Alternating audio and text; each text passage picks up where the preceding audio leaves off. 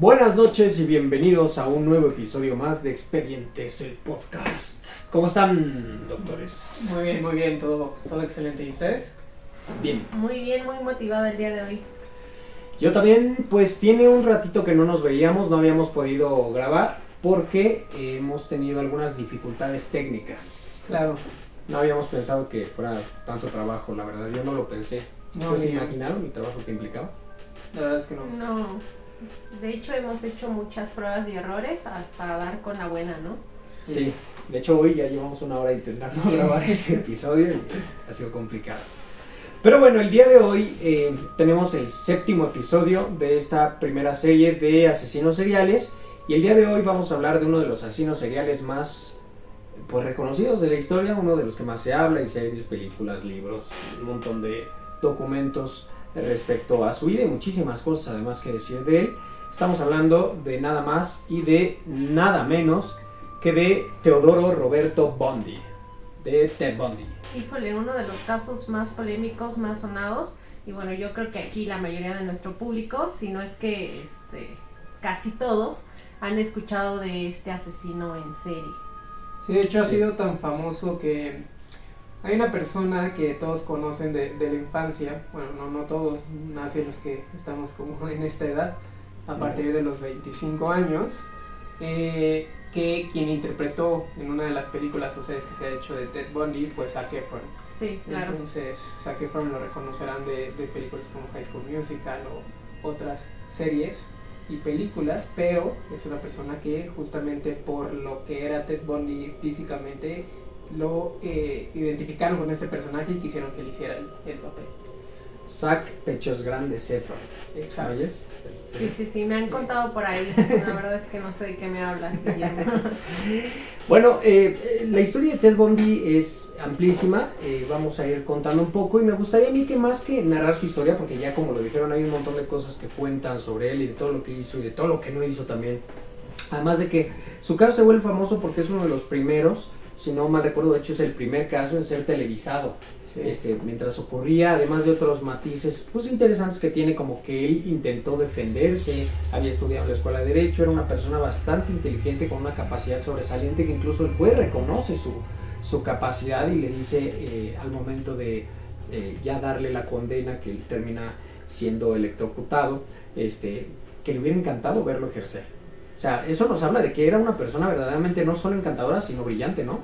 Sí, 100%, y no solamente en la parte de derecho, sino también tenía estudios en psicología, y eso es muy importante mencionarlo, porque siento que es como una parte muy, muy curiosa, y ya después les haremos algunas preguntas aquí, pero sí es muy importante como ver esta parte, ¿no? De que estamos hablando de un asesino serial que inclusive estudió la psique, ¿sí? Que quiso conocer más, y quién sabe, a lo mejor fue una de las formas en las que él quería entenderse antes de poder ocasionar algún tipo de asesinato. No lo sé y nunca lo vamos a saber, pero podremos ahí sacar varias hipótesis sobre eso.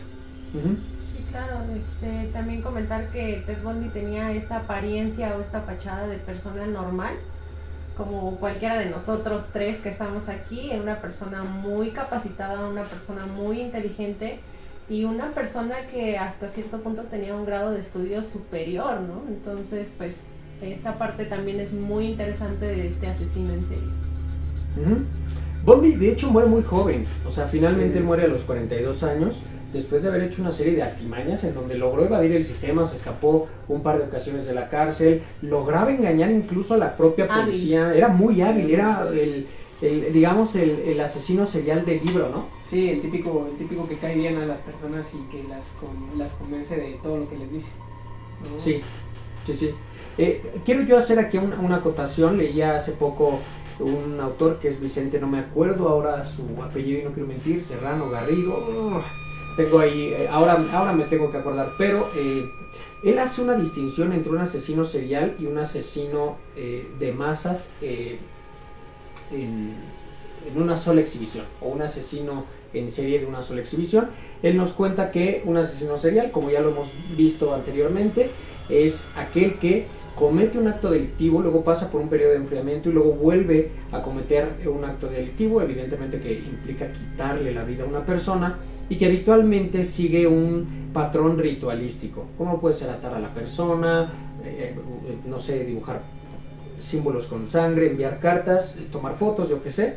Y el asesino en masa o en serie de una sola exhibición es aquel que, por ejemplo, con la masacre de Columbine, en este evento tristísimo en 1990, alrededor de 1990, no es exactamente el año 90, pero cuando un par de estudiantes en Estados Unidos pues se arman con rifles de asalto y demás y acuden a matar en una sola exhibición a un conjunto de personas. Son también asesinos seriales porque matan a más de 2, 3 personas, pero lo hacen en una sola exhibición, y ellos no siguen tanto un patrón ritualístico, sino ellos tienen la motivación que implica querer hacer un cambio, provocar un cambio, llamar la atención, y que a partir de lo que ellos logran haya alguna transformación.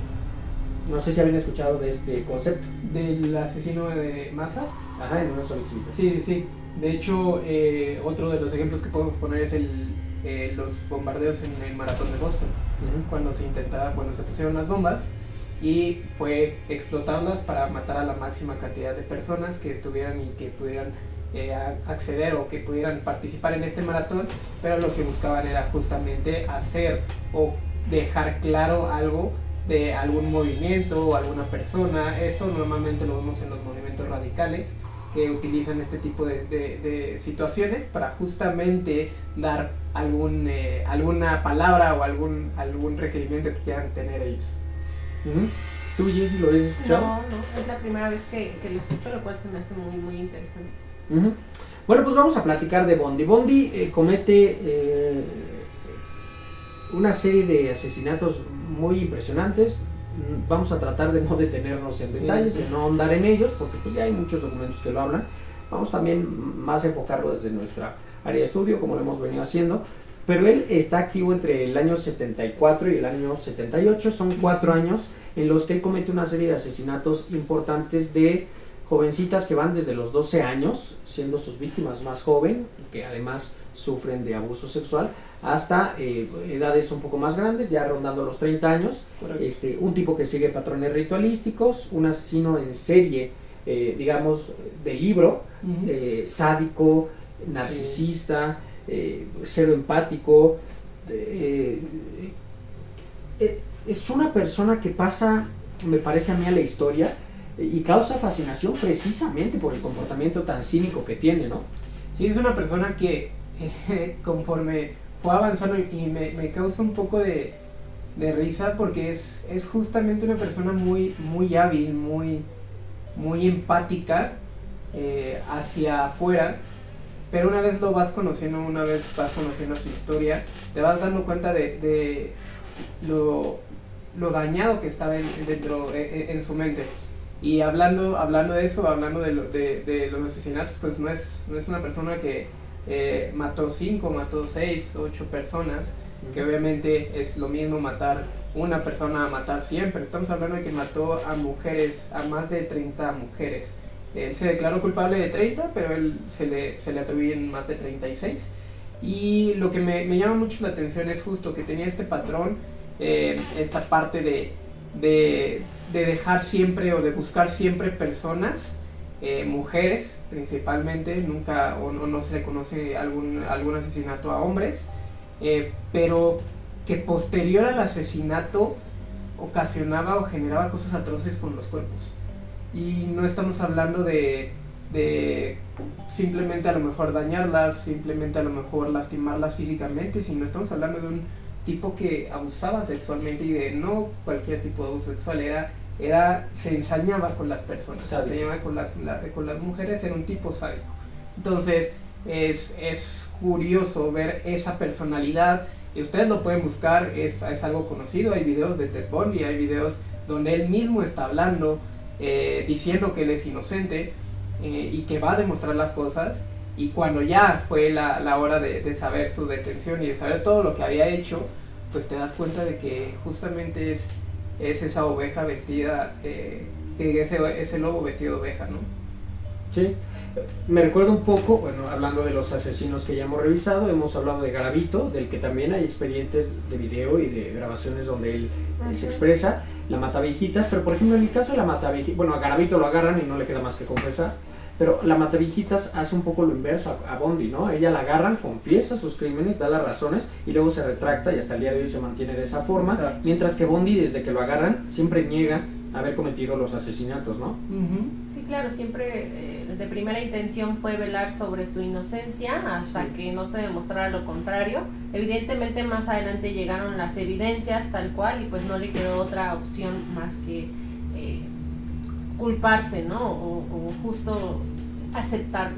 Y tener en cuenta esta parte, o sea, es un sujeto que estudió psicología y como les decía en el inicio del capítulo, pues a lo mejor pensar que él buscaba detener este tipo de compulsiones o este tipo de ideas, pero a lo mejor no, justamente quería buscar cómo manipular, quería entender la mente para justamente llegar más a las personas, para tener esta empatía, digámoslo así, o más bien este carisma hacia afuera, y luego se metió a la parte de leyes, justamente porque él sabía que era culpable, él sabía todo lo que había hecho, él sabía todo lo que estaba haciendo, y entonces, muy probablemente lo hizo para buscar las lagunas en las cuales en algún punto él podía defenderse si es que lo atrapaban.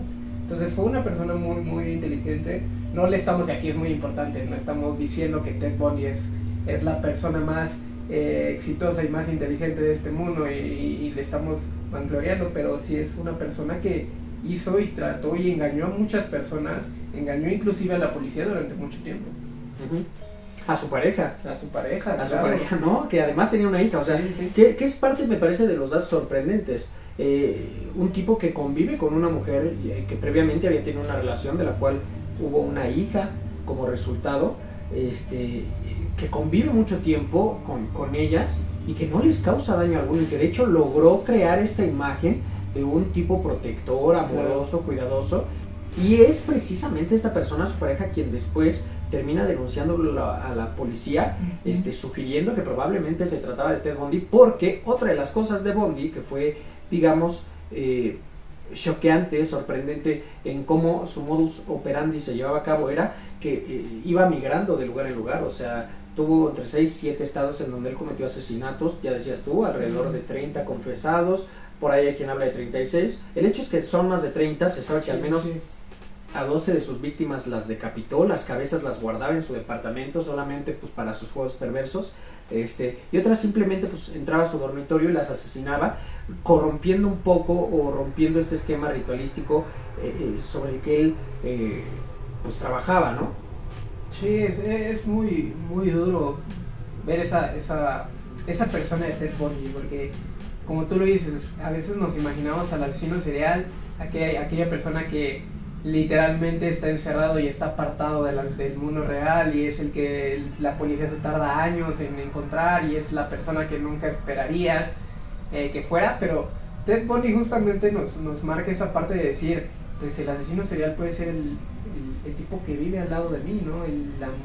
Inclusive la mujer que cada día convivo con ella, o sea, puede ser cualquier persona, inclusive podríamos estar hablando hoy en cada uno de sus trabajos, en donde estén, pues podrían estar ahí pensando o estar desarrollándose alguna persona o estar conviviendo con alguna persona que tiene este tipo de ideaciones.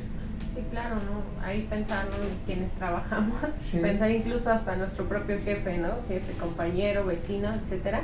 Pero sí es increíble la capacidad de Ted Bundy de manipulación y de esta fachada de persona normal que aparentaba ser hacia las demás personas, ¿no? Y hacia sus seres allegados.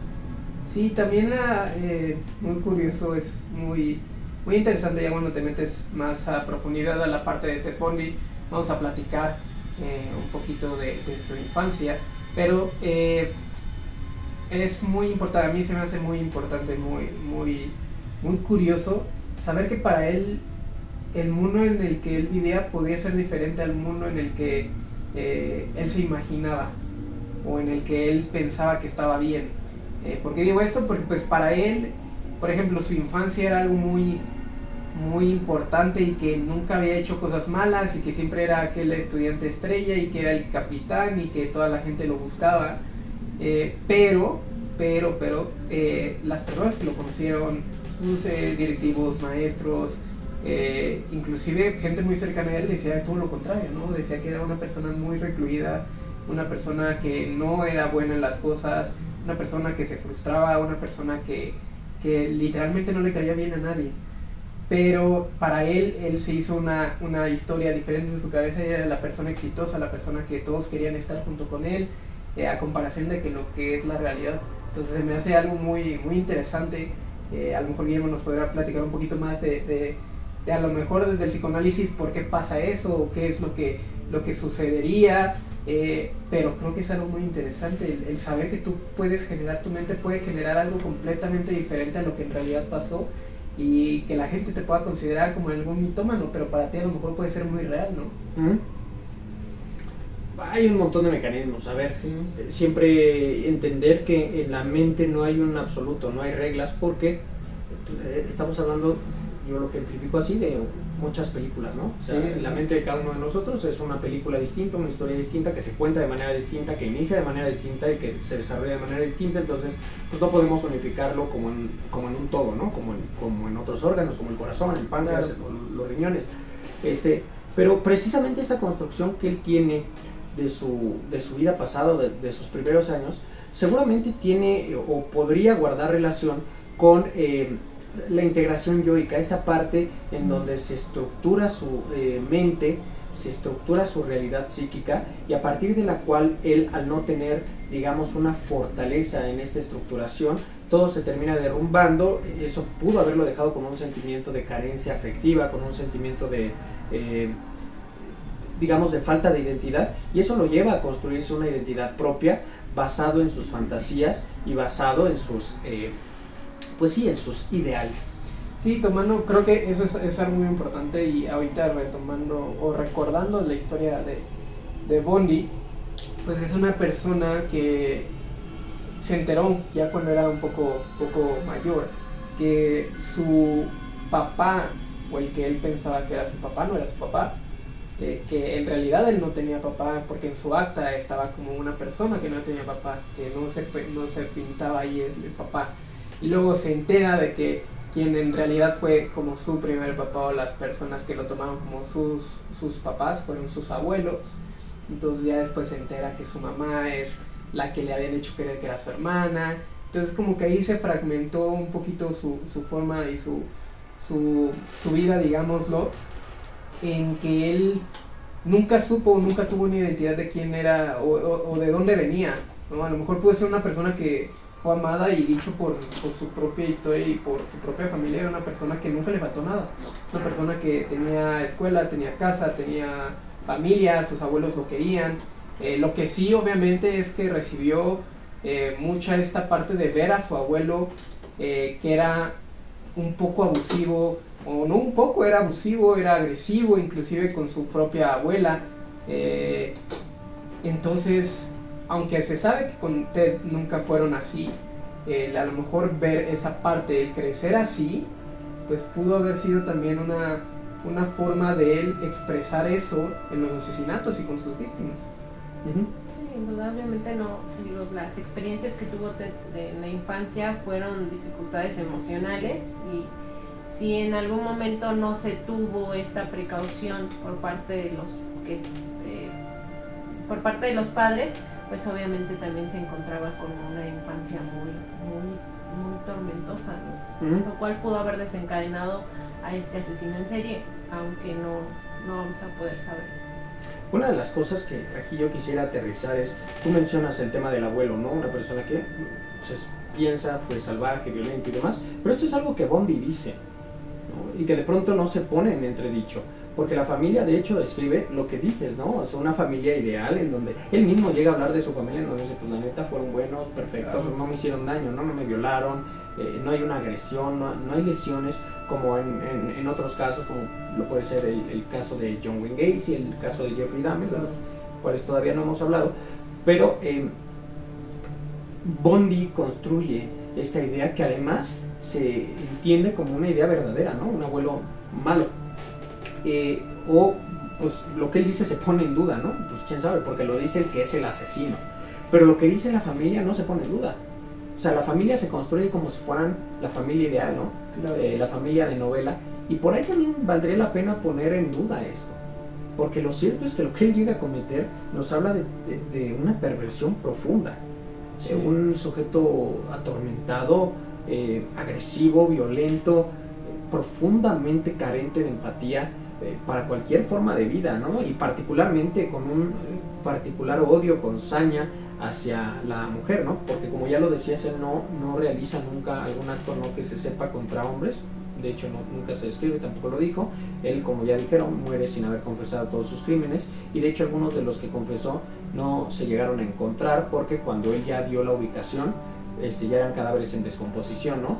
Y era difícil contactarlos. De hecho, esto es precisamente una de las últimas estrategias que él intenta. Él se ampara, posterga, intenta alegar ahí algunas cuestiones pues justo para prolongar su condena, pero finalmente, a pesar de que intenta incluso negociar el decir dónde están todas sus víctimas y cuáles son, pues esto se toma más como una declaración en falso, porque él pasa más de una década o aproximadamente una década negando lo que hizo, ¿no? Y es hasta el final, cuando ya sabe que va a ser condenado a pena de muerte, que finalmente él parece decidirse a hablar, siendo esto ya pues demasiado tarde, porque pues ya prácticamente sus alegatos ya no eran tomados en cuenta. Y bueno, Bundy, como lo dije antes, fue asesinado. Pero ya hablábamos de que existe una amplia variedad de materiales respecto a él hablando, y uno de los más importantes, me parece uno de los a mí más valiosos tal vez, tiene que ver con la pornografía, porque en una de las últimas entrevistas él describe que la pornografía, si bien no la acusa como responsable directa, sí sugiere que el hecho de haber tenido contacto desde pequeño, mientras precisamente en la casa de los abuelos, él describía que el abuelo guardaba pornografía, algún tipo de revistas un tanto hardcore, y él las veía con su primo, esto le va generando un deseo que lo lleva también a buscar cada vez formas más agresivas de pornografía. En aquella época pues no hablábamos de internet, no hablábamos de videos, hablábamos de revistas, hablábamos de cómics, incluso de periódicos, y él termina entonces llevando esta fantasía al acto, sí, a la realidad. Jess, no sé tú qué opines de la pornografía. Mira, en este tema cada quien tiene sus gustos, y desde mi propia experiencia pues no puedo como comentar o argumentar mucho. Sin embargo, al igual que tú, yo chequé la entrevista de Ted Bundy. De hecho fue su última entrevista, sí, antes de que se fuera a la silla eléctrica, si no es así, corríjanme. Y bueno, él declara que parte de algunas cosas que lo llevaron a cometer los actos que hizo fue la pornografía. Como tal, como tú dices, no la culpó al 100%, pero sí desencadenó en él o encendió en él algo para que cada vez tuviera un deseo más agresivo y con sufrimiento más en el acto pues sexual, ¿no? Entonces yo creo que la pornografía sí influyó en que él cada vez quisiera más y más y más y más, y que este sadismo se hiciera más grande cada vez. Sí, teniendo creo que hay que tener en cuenta algo muy importante. Ahorita hablábamos de que el abuelo era agresivo. Eso no hay duda, o sea, hay personas que lo conocieron al abuelo, o sea, no Ted, no como tal Ted, eran personas que conocieron al abuelo y lo describían como una persona agresiva, como una persona no solamente agresiva con las mujeres de su casa, sino con los animales. Entonces ahí también podríamos estar viendo algún tipo de factor genético que a lo mejor le pudo haber llegado o desarrollado para Ted. Recordemos que pues obviamente la genética hay cosas que podemos en algún punto predecir y podemos ver cómo podría presentarse, no es que vaya a pasar, pero se puede saber o se puede hacer una hipótesis de que dentro de una familia se pueda presentar también esa misma agresividad. Sin embargo, sí está descrito en esa parte del abuelo. Hablando de la parte de pornografía, creo que tenemos que partir desde un punto de decir que la pornografía, cada quien tiene sus gustos 100%, pero la pornografía es falsa, ¿no? La pornografía es una forma en la cual el hombre cumple fantasías o cumple ideas que literalmente en la vida real no se podrían hacer. ¿Por qué? Porque literalmente es una industria, es algo que se está produciendo para que las personas puedan encontrar o puedan satisfacer eso que tienen en su mente. Entonces también estamos partiendo de eso, queremos o necesitamos partir de eso, que lo que pasa en la pornografía obviamente es falso. Y como lo decía Jess, creo que es muy importante, la mayoría o en gran parte de los asesinos seriales, hay asesinos seriales que convergen en esta parte de decir que la pornografía, el estar en contacto con este tipo de acciones, los despersonaliza. ¿Y por qué los despersonaliza? Porque justamente ven a la persona como un objeto, como una forma de poder conseguir ese placer, como una forma de poder alcanzar ese éxtasis. Y estamos hablando de personas que normalmente cuando ocasionan los asesinatos o generan sus asesinatos es donde sienten el éxtasis. Pero llega un punto en el que a lo mejor estamos hablando de que ya tienen, digamos, un límite y entonces quieren encontrar nuevas formas de volver a sentir ese éxtasis, y es por eso que empiezan a hacer cosas más perversas, como en este caso Ted Bundy. Empezó de matar a posteriormente sodomizar a sus víctimas ya una vez muertas, y eso es lo que le ocasionaba un poco el éxtasis, el placer hacia los asesinatos. Entonces creo que es una forma de que Ted tuvo esta falsa realidad, también hablando de que pues él creaba mucha falsa realidad en su vida. Entonces creo que estamos tocando a una persona que nunca tuvo una realidad como tal en su vida, y si le pones o le sumas más una parte que no es real, pues creo que él tuvo una N cantidad de pensamientos, o pudo haber tenido una N cantidad de pensamientos en las cuales pudo dañar a las personas. ¿Qué pensamientos tú te imaginas, Jess? Es que me estoy peleando con esto. Siempre, justo decíamos, perdón que llevo ya un rato, pero justo decíamos, ¿no? Que siempre se presenta sí. Es Bundy haciéndose presente, que me pido aquí el micrófono. No, pero ¿qué pensamientos crees, Jess, si puedes despejar esta variable N de la cual José está hablándonos? ¿Qué pensamientos piensas tú, valga la redundancia, que pudieron haberlo llevado a esta despersonalización? O sea, ¿cómo piensas tú, Jess, que la pornografía pudo haberlo afectado a este punto? Justo, a ver, ¿qué piensas? Es que justo creo que esta pregunta va muy ligada a la primera que me hiciste, y creo que ya la había respondido de primera intención. Ajá. Sin embargo, sí, el argumento que da José, el argumento que da José creo que es muy valorado, porque creo que sí, justo la pornografía le hizo perder la realidad de las cosas, ¿no? Le hizo en él generar deseos cada vez mayores, que los cuales pues afectaba a terceras personas, ¿no? Y digo, yo no sé cuántos tipos de pornografía hay, ni nada de ese tema, pero creo yo que creo que hay como pornografía leve y pornografía como muy hard, que tú dices, pero sí, justo esta parte de esa pornografía, de ese lado de la pornografía como muy fuerte, sí le hizo perder los pies sobre la tierra y generarle deseos que pues en realidad no podía el cumplir sin hacer daño o sufrimiento en el acto sexual. Yo creo que a partir de esto que Jess comenta creo que ya quedó, podemos dejarle a los pajerillos de nuestra audiencia que nos ven, que hagan una investigación de campo a ver cuántos tipos de pornografía encuentran. Me parece que es una pregunta, pues, al menos curiosa, ¿no? De estos datos, a lo mejor que no te aportan nada, porque son datos sumamente curiosos, así de cuántas categorías porno existen, ahí comenten. Clasificación de la pornografía. Así que pajerillos atentos. No, para nada, pero para nada. pues no sé, esa es mi contestación. Ya entiendo. Jess, ¿tú pensarías, tú como mujer, te parece que la pornografía cosifica a la mujer? O sea, que la lleva a ser un objeto. O sea, ¿la mujer es tomada como objeto en la pornografía? Yo creo que ambos, tanto, sí. O sea, es en general la persona. Aquí no es como de género, si mujeres o hombres, pero creo que sí la persona, ya sea hombre o mujer, los hace convertirse en objetos en ocasiones. Pero están de acuerdo que muchas veces, pues a ver, tú decías, es una industria, o sea, otra vez, si la pornografía existe es porque hay quien la consume. Claro, Es como las sustancias ilícitas, ¿no? Claro. El alcohol, tabaco y otro tipo de sustancias. A ver, si existe es porque se consume. Claro, es la oferta y la demanda. Y no todos. Pero eso no quiere decir que esté bien.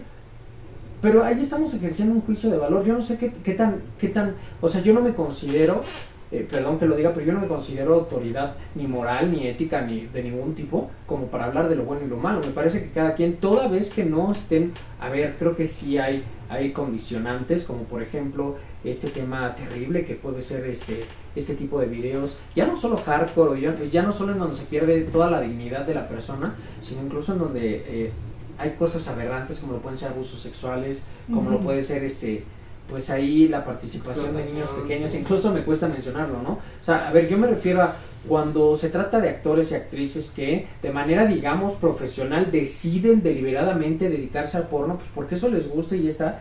Pues me parece que es una profesión como la puede ser la nuestra como médicos, que tú escoges deliberadamente y al final tú escoges ser exhibido y escoges cuidarte de la manera, o sea, me parece que toda vez que no existe una violación a los derechos de la persona, hablar de si es bueno o malo, esa es mi opinión, si es bueno o malo creo que no sé qué tan valioso puede ser, toda vez que yo al menos no me considero una autoridad para hacerlo, ¿no? Pero, a ver, si partimos de esa premisa, aquí digo, podemos hablar muchísimo de estos temas, pero si partimos de esa premisa, estamos hablando de que tú entonces, si no te consideras una persona a la cual, o una autoridad, la cual puedas hacer un juicio, ¿por qué si puedes hacer un juicio en que una persona que es un asesino está mal?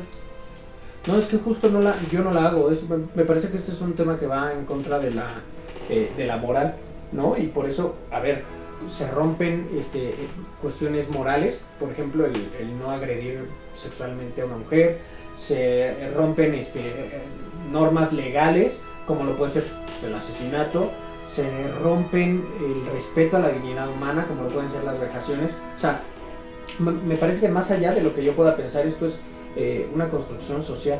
Por eso somos sujetos, ¿no? Porque estamos inmersos en una sociedad que nos sujeta desde el ámbito religioso, social, político y del índole en que nos desenvolvamos. O sea, no puede haber una persona que se excluya. Me acuerdo ahora de Ted Kaczynski, el Unabomber, que justo, ¿no? Es un tipo asesino serial también, que se hace famoso porque empieza a mandar bombas a distintos universidades, distintos sectores y logra matar gente. Este tipo que además había tenido doctorados a muy temprana edad, un matemático verdaderamente brillante, pero justo que tenía un profundo odio a la especie humana y a la digamos a la tecnología y a todas estas herramientas que hoy existen y que nos apoyan muchísimo en nuestro desarrollo, porque pues, él consideraba que habían afectado a la naturaleza. Entonces él crece con un profundo odio a la especie humana y particularmente a todas sus herramientas, ¿no? De desarrollo que pues finalmente también nos hablan de la evolución. Claro. Entonces yo por eso te digo, no sé qué tan yo no me considero, al menos para hablar yo desde mi perspectiva, si es bueno o malo. Considero por mis creencias, por las normativas sociales y religiosas, que toda vez, como lo dije, que la persona no sea obligada y en ciertas condiciones en donde no se pierda la integridad, la dignidad al humano, que se realice, digamos, con ética, con profesionalismo, que no se incluya niños, animales o demás, pues cada quien su vida. Bueno, pero estás partiendo, o sea, creo que sí, digo, si tú no lo sientes, decir que no eres una autoridad, creo que podrías, no lo sé, no quiero hablar por ti, no quiero hablar por Jess. Yo no soy una autoridad que esté especializada. Entonces no hables. Que esté especializada en la parte de pornografía, porque pues obviamente no. Pero pero sí hay estudios y científicamente está comprobado que el observar pornografía daña a nivel cerebral. ¿Por qué? Porque la persona justamente, uno puede despersonalizarse, puede ocasionar que la otra persona la vea como sujeto, y también puede ser que pierda esta parte de la realidad, y eso está documentado científicamente, y eso sí, eso me da, creo que a mí una autoridad decir, está documentado, váyanse a informar. Otra cosa es estar diciendo, pues sí, es como las sustancias ilícitas. ya estamos en una sociedad donde te dicen, sigue fumando, te va a dar cáncer. Las cajetillas mismas de cigarro dicen, y la gente lo sigue consumiendo. O sea, aquí estamos partiendo de que cada persona sabe lo que puede ocasionarse al meterse a este tipo de cosas, este tipo de situaciones, circunstancias que los pueden llevar a ponerse en riesgo, y pueden dañarlos. Creo que antes no había una investigación tan clara sobre esto, y obviamente antes, como te dije, la industria pues va a buscar la forma de siempre ganar, pero mismo y dicho por las mismas personas que hacen este tipo de circunstancias, hay estudios igualmente, es completamente irreal lo que está pasando, es completamente una forma en la cual la perversión humana se puede expresar, pero no es una realidad, no es una realidad del ser humano, no es algo que genuinamente, que naturalmente el ser humano haga, y eso está descrito, que la persona y la perversión de la mente humana busca formas de cómo complacer y cómo buscar este éxtasis, las hay, tanto así que hay muchísimas cosas que lastimosamente están ahí, existen en el mundo y se siguen haciendo. Sí, claro, yo aquí quería comentarles, chicos, no sé qué pensar al respecto, pero lo que sí sé es que hay que ponerle definiciones a las cosas. Y digo, aquí es muy respetable los intereses sexuales de cada quien. No Sí. vengo aquí no venimos aquí a decirles no vayan a ver pornografía, o sí vayan a verlo, no, para nada de eso. De hecho, lo que estamos promoviendo, digo, todos somos libres de esta parte de los intereses sexuales, pero digo, aquí lo que estamos hablando son de parafilias. Una Exacto. parafilia es un comportamiento sexual donde el placer o el orgasmo se alcanza a través de relaciones sexuales convencionales. Exacto. Es decir, que una parafilia son intereses sexuales atípicos, no la típica relación sexual. Entonces yo creo que una parafilia es simplemente un gusto diferente, un gusto atípico de las relaciones sexuales, y el hecho de que te guste pornografía pues es una parafilia, pero se vuelve trastorno cuando ya estás afectando a un tercero, ¿no? En Claro. este caso pues lo que hizo Ted Bundy sí es un trastorno porque afectó a otras personas. Y no solamente un trastorno, es un delito, ¿no? Hablábamos de esta parte de la sociedad, de cómo está estipulado, y pues obviamente la ley te dice que si matas a una persona, la violas, la amedrentas, la sodomizas en una forma que no quiera la persona, o que no quiera inclusive, pues obviamente es un delito. Y eso está estructurado y está establecido. Obviamente en los diferentes países hay diferentes normas, hay diferentes reglas, hay diferentes legislaciones, pero lo que estamos hablando de aquí no es de si a Ted Bundy le gustó entonces sodomizar a su víctima y ya listo, ¿no? O sea, la mató y luego sodomizó. Estamos hablando de que está cometiendo un acto que también en medicina podemos considerar como necrofilia. Que es justo una parafilia. Ajá. Pues yo me quedo pensando, insisto, hay que invitar a nuestra audiencia, pajerillos, anoten allá abajo en la caja de comentarios cuántas categorías pornográficas existen. Me parece que es importante realizar esta investigación de campo. Es algo que pues, me pareció llamativo. La verdad yo no los invito a nadie, yo los invito a ir a una profesional de la salud, porque hay que también tener en cuenta que eso puede dañar su mente. Hablando en serio, a ver, justo me parece a mí que Bundy, me parece a mí que sí tiene mucho sentido esto que dice, y ya hablando muy en serio, me parece que es cierto. Yo hablaba, justo me preguntabas tú, José, de qué manera pudo él haberse despersonalizado, digamos, alejado de la realidad vivida, pero digamos, me refiero a vivir en un contexto de lo que ocurre, Claro. no de lo que él vive en su mente, porque está claro que él verdaderamente parece creer lo que dice. Muchas veces se pone en duda si verdaderamente lo que él dice es solo un alegato para justificarse y entonces por ahí salirse con la suya, pero a mí me parece que él verdaderamente cree que esto fue real. O sea, esta parte en la que la realidad que le es mostrada de inicio termina por ser una falacia, una mentira absoluta, y es a partir de ello que él construye una realidad individual en donde intenta sobresalir e intenta darse un valor. Creo finalmente, y debo decirlo, que Bundy logra vencer al sistema no solo por escaparse, no solo por engañar. Hoy estamos hablando de... O sea, él pasa la historia de una u otra forma, se vuelve relevante, se vuelve importante, sin duda alguna eso digamos, puede alimentar su narcisismo, porque era una persona profundamente narcisista, al grado de que, ya les decía, ¿no? Él despide a su defensa en una, dos, tres ocasiones, hasta que él dice, bueno, ¿saben qué? Pues casi que nadie puede, bola de idiotas, yo lo haré, ¿no? Yo lo hago. Y entonces, sí me parece que es importante que destaquemos que sí considero que desde esa pérdida del contacto con la realidad, tú decías, la pornografía es pues una industria, no es la realidad. Me parece que Bondi la adopta como una realidad y es a partir de ella que entonces comete una serie de ilícitos aberrantes, terribles, de los cuales de manera general pues él tenía un Volkswagen, en general él usaba un cabestrillo o se mostraba como una persona lesionada o lastimada o enferma, pedía ayuda, engañaba a las mujeres lo encontraban atractivo, era un tipo encantador, eso es cierto, lo acompañaban y él terminaba amarrándolas, las llevaba a lugares recónditos, difícilmente lo pueden ubicar, a ver, estábamos hablando de los años 70, pero es que además él fue capaz de cambiar su apariencia física, se dejaba crecer la barba, se cortaba el cabello, se dejaba el bigote, o sea, hacía una serie de cosas para que al final de cuentas no pudieran identificarlo, ¿no?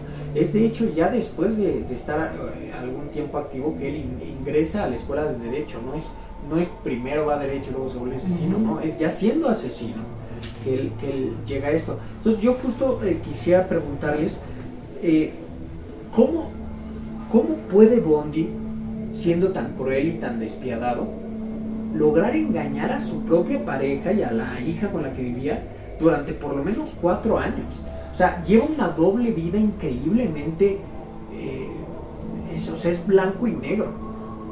¿Cómo puede él? ¿Cómo lo logra? De hecho, o sea, hay muchas hipótesis de las personas que han estudiado a Ted Bundy, esta parte. Creo que hay que remontarnos un poquito hacia atrás. Estamos hablando de que Ted estaba enamorado de una mujer, la cual posteriormente se iba a ser su novia. Que él nunca pensó que iba a poder tener a esa mujer y después se hace su novia, se hace una persona con la que quiere estar muchísimo y después tiene esta doble vida. Creo que simplemente era buscar su realidad, era buscar me siento cómodo así y puedo seguir llevando mi vida así, y nunca pensó en nada más. Tú mismo lo dijiste, es una persona completamente narcisista. Es una persona que lo que a él le importaba desde el punto de vista narcisista era él. Las demás personas pasaban a segundo plano, es más, ni siquiera podía significar algo para él. Lo que más le interesaba era él. Entonces creo que mientras él pudiera seguir manteniendo esta vida y sentirse bien, sentirse tranquilo, sentirse logrado, lo iba a seguir haciendo. Yo creo que aquí es parte del psicópata, ¿no? Esta parte de que Ted Bundy pues es el psicópata ejemplar, es el modelo ejemplar de todos los libros. De hecho, la descripción del psicópata, todas las palomitas o todos los rubros los cubre Ted Bundy. Si tienen oportunidad de checarlo, pues chéquenlo. Y yo creo que es parte precisamente del psicópata, del engaño, de la manipulación, de esta doble vida, de estas dos caras de la moneda, que lo lleva a generar todo esto. Ahora, lo que yo te pregunto, Memo, que tú eres el especialista en esta parte de la psique y de la mente, ¿es un psicópata se hace o nace así? ¿O es como la pregunta de oro? ¿O es como la pregunta de qué fue primero, si el huevo o la gallina? Yo te diría que el psicópata nace y el sociópata se hace. Entonces aquí apareció un concepto, tú no lo mencionas, te lo menciono yo, pero esto es algo que ya me habías también preguntado. De hecho, antes de grabar, no te quise contestar para poderlo hacer, digamos, pues en vivo, ¿no? El psicópata es el individuo con trastorno antisocial de la personalidad, ¿no? Y justo esto nos describe, es una persona carente de toda empatía, incapaz de sentir nada por la otra persona, felicidad, amor, o sea, es ausente, carente de cualquier tipo de sentimiento, y se vuelven grandes actores. O sea, aprenden a simular muy bien aquello que no entienden y no conocen, y es de esta manera que ellos logran engañar a la gente.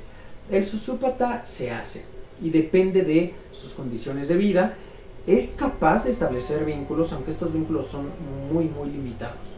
Pero aquí lo cierto es que el psicópata nace. De hecho, hay por ahí también una anécdota de Bondi que después cuenta alguna tía, que alrededor de los 4 o 5 años ella se queda dormida y cuando se despierta tiene un montón de cuchillos acomodados alrededor de su figura y a los pies de la cama Bondi viéndola, ¿no? Estamos hablando de un niño de 5 años, 4 años, o sea, entonces justo ya desde ahí nos dan esto, ¿no? Ahora, si pensamos que el psicópata crece, bueno, ya nace con esta carencia de empatía, de sentimientos, y además se desarrolla en un ambiente familiar tóxico, agresivo y demás, como puede ser el caso Gacy, pues estamos teniendo una serie de méritos, el cóctel perfecto para que este tipo de personajes se desarrollen, ¿no? Entonces, esto me lleva a un punto que ya en episodios anteriores hemos discutido, y es que las figuras parentales o las figuras de autoridad para cualquier niño desde los primeros años de vida son fundamentales, porque es a partir de ellos que el niño construye su identidad y construye su realidad. Muchas veces cuando en la consulta recibo pacientes menores de edad acompañados por sus padres, la historia que me suelen contar es: doctor, fíjate que mi hijo o fíjate que mi hija está loca, ¿no? O está loco, tiene estos problemas. Y siempre me quedo yo pensando, bueno, al final de cuentas, pues esto es un reflejo de lo que vivió en casa, ¿no? Por eso es tan importante remontarnos a los primeros años. Muchas veces al psicoanálisis una de las críticas que se hace es: todo es culpa de los padres, ¿no? Todo tiene que ver con los padres. Yo diría, no todo, pero buena parte de la historia inicial tiene que verlo todo con los padres, ¿no? Entonces, esa sería mi respuesta. El psicópata nace y el sociópata se hace. Entonces, yo te haré una pregunta. Bueno, ya allí es también. Si partimos otra vez de esa premisa de que el psicópata se hace, el sociópata, que el psicópata nace, el sociópata se hace, ¿crees que la pornografía sea una puerta para la sociopatía? Claro. A ver, aquí hay una cuestión. No todo sociópata es un psicópata. Y esto tenemos que tenerlo claro. Sí, claro. Por supuesto que considero que la pornografía puede ser una puerta y implica una probabilidad, sí, como lo puede ser la genética, claro, como lo puede ser la religión, como lo puede ser el alimento, el cigarro, como lo puede ser el cigarro, como lo pueden ser las drogas. Porque me parece que esta pregunta no tiene una respuesta correcta. Me parece que esto es una cuestión de opiniones. Te platico, por ejemplo, en algunas parejas funcionan bastante bien para temas eróticos y para temas de mejorar el desempeño sexual, pues que entre ambos vean pornografía. De hecho, para muchas personas esto resulta muy placentero y excitante. Y no estoy hablando de una pornografía agresiva, porque a ver, justo ya se hablaba de cuántas categorías yo ironizaba, bromeaba mucho, pero la verdad es que aún incluso si lo vemos desde el punto de vista educativo, sí es interesante. A ver, hay que hacer una distinción entre dos grandes tipos: lo que es erótico y lo que es pornografía propiamente dicho. Digamos, en este tipo de material de corte erótico difícilmente se muestran los genitales, los órganos sexuales, mientras que en la pornografía hay una, digamos, una exhibición corporal más amplia. Suele ser, digamos, un poco más grotesca, más tosca si se quiere, pero decir y asegurar, y por eso quiero ser cuidadoso con este tema, o sea, asegurar que la pornografía es un determinante de que una persona se vuelva un asesino serial, me parece que es muy atrevido, me parece que es osado. Por ahí yo incluso te diría, pues a lo mejor primero fue asesino y luego vio pornografía. Sí, O sea, sí. entonces, que puede ser un factor, sí, indiscutiblemente, y no lo niego. ¿Que es el único factor? Por supuesto que no. No, claro, y por eso creo que aquí, bueno, no sé si tú lo entendiste así, pero yo nunca dije que la pornografía generaba un psicópata. Yo lo que dije fue que si la pornografía podía ser una puerta a la sociopatía. Hablando de qué es la sociopatía, ¿ellos nos pueden recordar qué es la sociopatía? ¿O Guillermo nos puede recordar qué es la sociopatía? Sí, justo es lo que te decía, ¿no? Es esta persona que decide deliberadamente por condiciones de vida, de entorno, de desarrollo, la manera en que se va a desarrollar o que se va a desenvolver o que se va a relacionar con un grupo muy limitado de personas y que no necesariamente implica una serie de conductas aberrantes, pero yo te diría que en lugar de preguntarnos, pues tú contribúyelo, tú dilo. Por no, lo que te estoy diciendo es, ¿me recuerdas qué es la sociopatía? Ah, sí, justo es esto que te estoy mencionando. La sociopatía, entonces, es esa persona que después disminuye la empatía hacia las demás personas. Pero deliberadamente. Ajá, deliberadamente. Sí, Estamos hablando de eso, ¿no? Sí, sí, Okay. que otra vez es la diferencia con el psicópata. Sí, yo entiendo, el psicópata nace sin esa empatía. Sí. Por eso, el sociópata puede generar esa disminución de la empatía. La tiene y decide con quién no. Sí, Claro. sí. O sea, es capaz, Sí. tiene libertad de decisión, digamos. Exactamente. Yo simplemente dije que la pornografía puede ser una puerta a la sociopatía. Si podía ser, ¿no? Nunca afirmé, y eso que quede mega claro. Fue una pregunta, algo para que se tocara el tema. Yo considero que sí, tomando en cuenta de que la pornografía estás cosificando a la persona. Eso es la realidad. Estás cosificando a la persona. ¿Por qué? Porque estás tratando a la persona como un material. Estás tratando a la persona como algo que te va a generar algo. Eso es que muchas veces ellos deciden hacer eso, ¿no? Pero es cosificar a la persona. Se cosifica a la persona. Estás utilizando a esa persona para conseguir un fin. Estás utilizando a la persona como medio para conseguir un fin. Eso es la pornografía. Así como de repente utilizamos el dinero para conseguir algo, es un medio. El dinero es un medio. ¿No? Estás cosificando el dinero, claro. Ajá. Estás cosificando el refrigerador, claro. Estás cosificando esta mesa, claro. O sea, cuando el paciente va y nos busca para encontrar su cura, Jessy, ¿tú dirías nos cosifica? Pues digo, Pues partiendo sí. del mismo principio, ¿no? Sí, nos está ocupando para un fin, ¿no? Pero ¿somos un medio o estamos siendo cosificados? Estamos en un medio, Un medio. Pero no se nos cosifica. ¿Cómo entonces este principio aplicaría a lo que tú nos dices? a la parte de cosificar a la persona, ¿Cómo? porque estás utilizando desde mi punto de vista. Claro, claro. ¿Ok? No quiero herir sentimientos ni cosas. No, y eso es, o sea, en serio eso me parece súper importante, ¿no? Que nuestra audiencia comprenda que, a ver, de lo que aquí estamos hablando es desde nuestra perspectiva, nuestro conocimiento, nuestro entendimiento, y que Claro. para nada, a ver, lo que estamos diciendo aquí, justo lo que se trata es generar debate, y me parece que es riquísimo, esto siempre educa, ¿no? Claro. Ajá. La pornografía es una forma en la cual dos personas o N cantidad de personas, porque luego pasan cosas ahí bien raras, que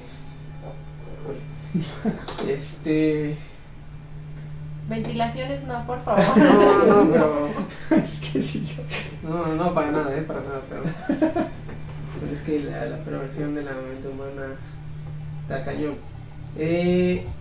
Pero justamente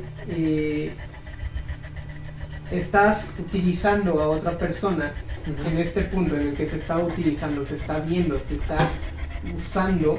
La persona que está viendo la pornografía no es que esté viendo la pornografía porque no va a obtener algo.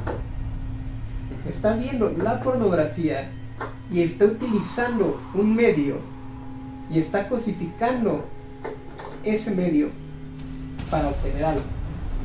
Es decir, una persona que está buscando ver pornografía o está en la pornografía o está viendo pornografía, está buscando ver pornografía, lo que está haciendo es buscar satisfacción a través de lo que otras personas están haciendo. Esa persona que está viendo pornografía puede cosificar a esas personas para obtener esa satisfacción propia, ¿no? Entonces, de ahí mi comentario, que la pornografía puede ser un medio para cosificar a las personas. ¿Estarías tú de acuerdo con esto, Jess? ¿La persona se vuelve objeto o no? A mí, a ver, Ay, es que no sé, es muy difícil de contestar. Sí, a ver. Este, a ver, yo estoy siendo un poco yo. Yo soy Sí, muy, sí. pongo todo en duda, ustedes me conocen muy bien, la gente que me esté viendo y que me conozca sabe cómo soy un anarquista de primera, siempre me gusta generar polémica, me gusta un poco ser contrario, y yo diría, a ver, vamos a tomar de nueva cuenta, y no quiero ser repetitivo, ¿no? Y es más, yo los invito a que dejemos esta pregunta ahí en el aire, para que lo que venga, pero sí ver las opiniones, eso me interesa mucho. Pero tomaré tu enunciado, que además lo enuncias me parece de una manera brillante y de una manera en la que incluyes la probabilidad de un evento para producir un efecto, lo cual no deja de ser valioso. Es que esa es pero la definición de cosificación. yo diría, entonces, los médicos cosificamos a nuestros pacientes porque los usamos como un medio para obtener una ganancia por el trabajo que realizamos. Pero ¿cuál es tu ganancia? Pues el dinero, vivo de eso. Sí, pero ¿a poco dime las personas que van simplemente a atender gente porque quieren hacerlo? ¿Eso es cosificar? No lo sé. Yo dejé la pregunta abierta, no es un tema aquí para que lo contestemos, ¿no? Solo les decía, a ver qué resulta de esto. Y bueno, a ver, tuve todo el episodio peleándome con esto, que o sea, siempre hay un problema nuevo. Pero algo que sí que yo espero y que la verdad quiero dejar en claro es, ya fuera de la broma y fuera del cotorreo que podemos tener aquí, es la invitación siempre está abierta para llevarnos al pensamiento, a la construcción de un nuevo entendimiento. Se vale poner en duda todo lo que se lee, todo lo que se escucha, porque además esto se convierte ya en una leyenda, ¿no? O sea, ya no es la historia de Bondi, sino es la leyenda de Bondi, es cómo se va transmitiendo de generación en generación. Estamos hablando ya de más de 30 años, Sí. En donde pues ya el relato también se deforma, hay interpretaciones, hay intervenciones. Les mencionaba yo hace poco, al inicio del podcast, a un periodista, es Vicente Garrido, es un periodista español, no es periodista, discúlpenme, es un experto en criminología, un tipo brillante, es esta persona que les decía que habla con mucho detenimiento, y una de las cosas que él decía, o que él habla incluso particularmente de Ted Bundy,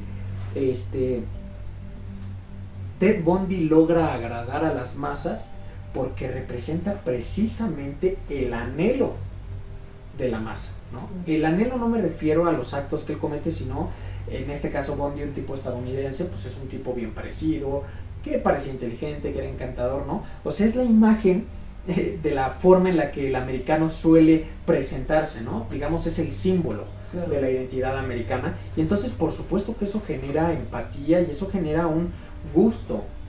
Garrido describe también que el asesino serial es un sobreviviente, aprende a sobrevivir. Por esto que te decía, Jess, a partir de la pregunta, el psicópata nace o el psicópata se hace.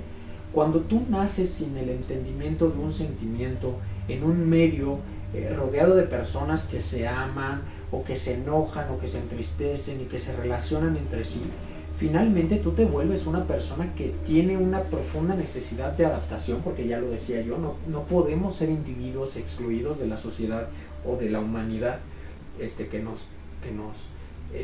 que es parte de nosotros, y entonces él dice es que el asesino serial aprende a ser un sobreviviente en un medio que ni entiende ni conoce, por eso se vuelve un perfecto imitador, y por eso Bundy, me parece, da cuenta de que él sí posee ciertas características que son atractivos para los demás y las explota a tal punto en que logra agradar. De hecho, ya estando en la cárcel, él se hace de una pareja, ya no de su pareja inicial.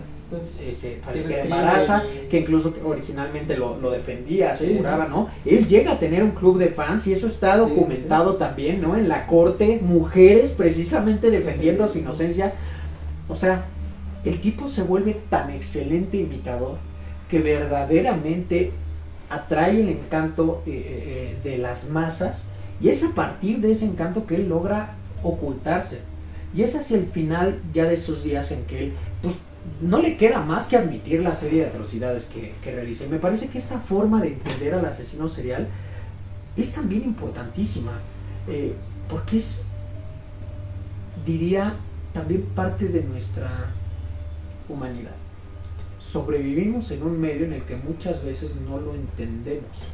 Claro, no estoy diciendo que todos somos psicópatas ni asesinos seriales, pero todos aprendemos a sobrevivir. Digo, se me ocurre ahora, por ejemplo, cuando das el paso de la primaria a la secundaria, ¿no? Es un mundo nuevo, de la secundaria a la prepa, pues hay otro mundo nuevo, de la prepa a la universidad es un mundo nuevo, y luego ya, en el medio de trabajo es también un mundo nuevo, ¿no? Y somos sobrevivientes al final de cuentas, y ahí pues encontraría algo yo de humanidad en estos personajes, más allá de las crueles atrocidades, que no las estoy excusando para nada, ni estoy diciendo que están bien, ni estamos motivando a que las hagan. O sea, repito, nuestra dirección, nuestro sentido es hablar desde otro ámbito y desde otro entendimiento. Algo perdón, por interrumpirte, pero algo que se me hace muy interesante es, creo que justo hay que evaluar muchas cosas, hay que evaluar no solamente a la persona, sino también el medio, sino también la sociedad, y es muy importante y es muy curioso que entre los años 70 y 80 fue donde en Estados Unidos ha habido más asesinos seriales. No sé, a lo mejor hay algo ahí en la cuestión de los tiempos, de la época, del uso de sustancias, diferentes cosas que pudieron haber desencadenado toda esta cantidad. Estamos hablando de Ted Bundy, que fue en los años 80, ¿no? Entonces creo que podemos ahí tener también otra hipótesis, otra área en la cual podemos hablar muchísimo, pero solamente lo quería traer a la mesa por si me hace algo curioso. Pues doctores, ha sido un verdadero placer volver a grabar con ustedes este nuevo episodio de nuestro podcast. Espero de verdad que esto siga siendo igual de divertido, igual de nutritivo para el espíritu y para el conocimiento, para ustedes y para nuestra audiencia. También espero que el audio no se haya perturbado tanto como anteriormente. Parece que eran los cables, ya fueron cambiados. Ahora esta ocasión fue la base que nunca me había fallado y me falló pues prácticamente todo el episodio. Pero bueno, pues ya veremos qué nos depara el próximo episodio. Este es nuestro acercamiento a la historia y entendimiento de los crímenes atroces de Ted Bundy. Jessie, ¿algo más que agregar? Pues nada, tenían por ahí una preguntilla pendiente, pero pues... Échala. Bueno, de una vez. Sí. ¿Ustedes creen que Ted Bundy tuvo la capacidad de amar a esos seres queridos? Es decir, a esa mujer o a esos seres allegados que pudieron haber tenido otra versión de un Ted Bundy que no era asesino. Es una gran pregunta, porque me parece que la respuesta rompería las definiciones, ¿no? Yo te decía, el psicópata nace, entonces ya digamos por definición no siente. Bundy era un psicópata, pero sí, es cierto, no causa un daño a estas personas cuando, nadie sabía de él, nadie lo consideraba pues un sospechoso, no les hace daño, y no solo no les hace daño, hay evidencia fotográfica de que verdaderamente fue una persona presente, que las ayudó, que las protegió. No lo sé, pero creo que esto, es que no quiero mentir en lo que contesto, pero justo me parece que esto nos ayuda a entender algo que yo sí les decía. No hemos terminado de entender la mente precisamente porque no hay una regla absoluta. Y si bien existen estas definiciones, considero que para nada pueden aterrizarnos precisamente en reglas absolutas, digamos en leyes universales, y deberían de ser más consideradas teorías que en algunos casos sí, encajarían con un perfil criminal y en otros muchos no. Esa sería mi respuesta. Sí, siento que partiendo de que los tres estudiamos medicina, creo que pudimos haber estudiado muchísimo, pudimos haber visto y analizado, inclusive nosotros decirles ahorita, pues Ted Bundy es el tipo clásico del psicópata del libro, pero la medicina, y los que estudian medicina, que son nuestra audiencia y ustedes mismos, la medicina no es una receta de galletas, es una cosa que tienes que ir viendo y tienes que ir descubriendo, y no todo es como lo dice el libro, esa es la realidad. Lo que sí creo es que Ted Bundy era una persona muy inteligente, una persona muy habilidosa, que muy probablemente, pues no lo sé, no puedo hablar de si no tengo algo como tal, pero sí puedo hacer una suposición. Que justamente era su ruta de salida, a lo mejor, para que la gente no pensara que él era el asesino y que era una persona muy, muy, muy cómoda, muy tranquila. Su forma de esconder eso fue ser la otra persona con su familia, y mientras desquitar o conseguir el éxtasis a través de los asesinatos, de que es un psicópata, sí es un psicópata, de que falleció debiendo muchos asesinatos y muchas personas también, y que también fue una persona que marcó tanto a la comunidad y a la cultura de Estados Unidos, que fue una de las primeras personas, como tú lo decías, que como tal fue, y yo lo mencionaba, el lobo vestido de oveja. Que, digo, me acuerdo ahora del BTK de Dennis Rader, que también fue, por su acrónimo en inglés, el asesino de atar, torturar y matar. Él comete una serie de asesinatos y pues, se detiene. De hecho, cuando a él lo encuentra la policía, él ya no asesinaba. Él tiene una hija, ¿sí? O dos, no me acuerdo, creo que una. Y él fue un padre ejemplar. De hecho, la hija por ahí escribió un libro, ¿no? De cómo fue ser la hija del asesino BTK, que era uno de los tipos más sádicos de nuestra era. No está tan alejado como Ted Bundy, está mucho más cercano. De hecho, todavía vive y cumple condena. Y ahí me parece que justo es donde ya es esto de lo que hablábamos, ya no nos permite encajar en una definición a estos personajes. Diría yo, precisamente allí está la maravilla de la mente. Y allí está la razón del por qué hace tanta falta un trabajo, ya no solo desde la psicología o desde la psiquiatría o del psicoanálisis, sino de cualquier tipo de disciplina del conocimiento que pueda nutrir nuestro entendimiento, que estoy seguro nunca va a concluir. Sí. Porque nos va a ayudar sí a acercarnos a una construcción del funcionamiento psíquico, pero no al entendimiento absoluto. Entonces, ¿alguna otra pregunta, Jess? ¿Tenías alguna otra pregunta? No, ya es todo de mi parte. Yo, con respecto a esta pregunta, pues, híjole, qué difícil poder contestarla. No creo que haya una respuesta correcta, incorrecta, no creo.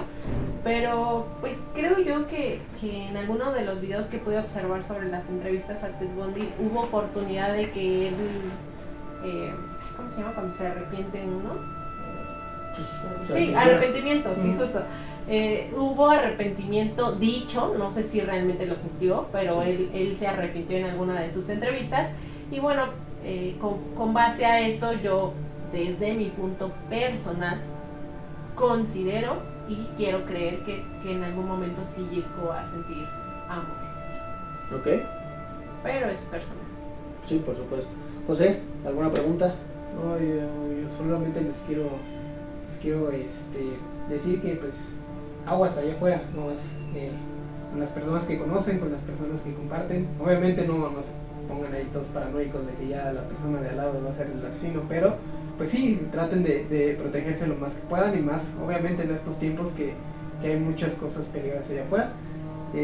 Y pues literalmente sigan informándose, tampoco crean todo lo que van a escuchar aquí, porque pues para eso está los libros, los artículos, personas que son expertas en estos temas, más que nosotros, porque nosotros no, evidentemente nos falta muchísimo para ser expertos, pero pues lo que buscamos, justo como lo decía, era educar un poquito desde nuestras áreas, desde lo que nosotros consideramos también, y que pues les interese, y que nos digan también qué les gusta, qué no les gusta, y podamos platicar más con ellos.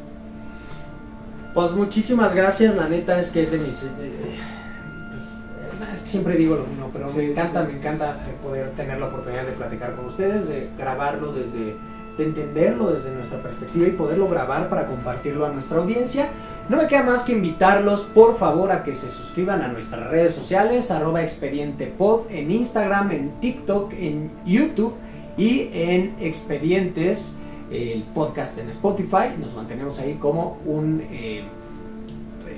programa, un contenido exclusivo. Así que ahí los esperamos y nos vemos la próxima semana. Chao.